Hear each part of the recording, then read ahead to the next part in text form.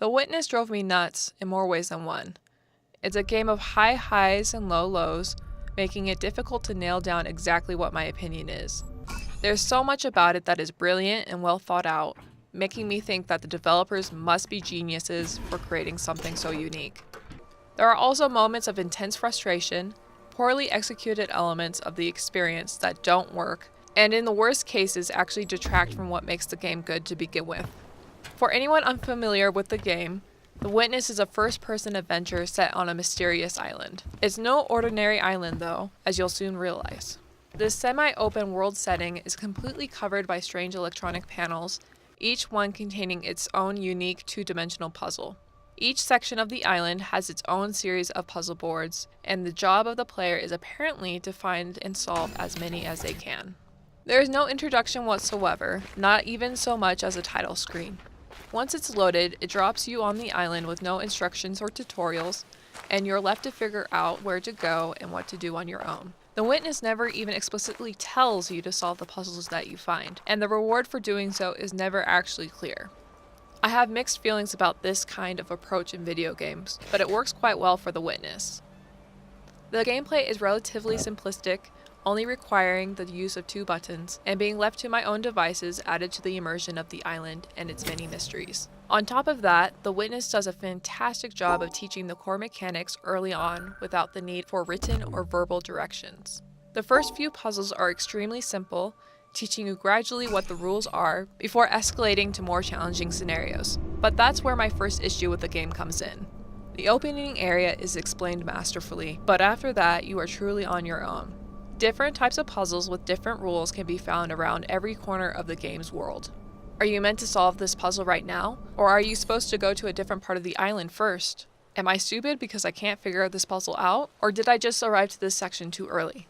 Since no part of the island is closed off to you, it's easy to feel unsure about where to go next. If that were the only problem with The Witness, it would still be a fantastic game.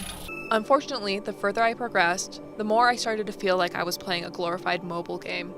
What appears at first to be an open-world adventure set on a vast, mysterious island is soon revealed to be a collection of two-dimensional puzzles that would feel more at home on a 99-cent iPad game rather than a $40 PS4 release. Having played the entire game to the end, I found very little to justify the open-world island setting. It seems like the developers created a collection of tricky puzzles based around lines and shapes, then added the world and its mysteries as an afterthought. From the very beginning, the sense of mystery surrounding the island is palpable. There are strange statues covered with symbols, scraps of paper and illustrations left by previous occupants, machines that respond to their input, voice logs and videotapes with vague quotes and metaphors, and 100 other things. Unfortunately, these tantalizing mysteries never lead to any sort of satisfying conclusion. There are 2 different endings to the game, but neither one points to any definitive solution for all the strange things happening. Even the game's title remains a complete mystery by the end. What was witnessed, and by who? There's no answer given to that question or any other. It's easy to say that the game's world and story are open to interpretation, but in this case, that just seems like a cop-out. There was no story. The whole point of The Witness was the two-dimensional puzzles scattered across the game's world. After playing all the way through, I honestly wish they just left it at that. The tacked-on narrative elements feel even more strange when you consider how solid the core gameplay is. Many of the puzzles in The Witness are genuinely incredible.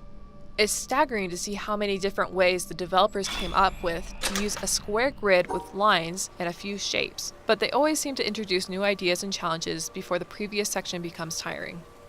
The puzzles are also blistering in their difficulty, and almost always in a good way. There are certain instances where the difficulty feels artificial, such as panels that rotate while you try to solve it, but in most cases, the puzzles feel fair. The feeling of accomplishment after you complete an especially difficult puzzle is incredibly satisfying. It makes the game feel worth it. It's also well worth noting that the game's world is visually stunning. In 40 hours of playing, I never tired of the setting or scenery, both of which are absolutely gorgeous. The part realistic, part cartoony atmosphere is certainly one of the highlights of the experience. My opinion on The Witness is equal parts love and hate. The incredible puzzle design makes the game worth a playthrough, while every attempt to make the game more than that feels half-hearted and incomplete to the game's detriment.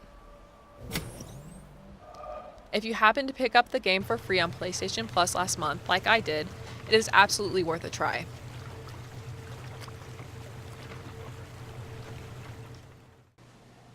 Hi guys, my name is Sierra.